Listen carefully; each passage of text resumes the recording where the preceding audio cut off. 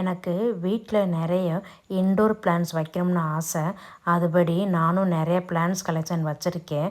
ஒரு தடவை நர்சரி போயிருந்தப்போ தான் இந்த செடியை பார்த்தேன். உடனே வாங்கிட்டு வந்துட்டேன். வாங்கிட்டு வந்து ரொம்ப நாளாகவே ரீபாட் பண்ணாமல் இருந்தது.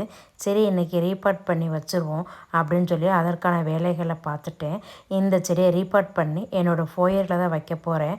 ஃபோயரில் வச்சதுக்கப்புறம் இது ஃபோயர் எப்படி இருக்குன்னு பார்த்து சொல்லுங்கள். அப்புறம் இன்னொரு விஷயம் என்னென்னா, எனக்கு இந்த செடியோட பேர் தெரியல. தெரிஞ்சவங்க கமெண்ட் பண்ணுங்கள். தேங்க்யூ.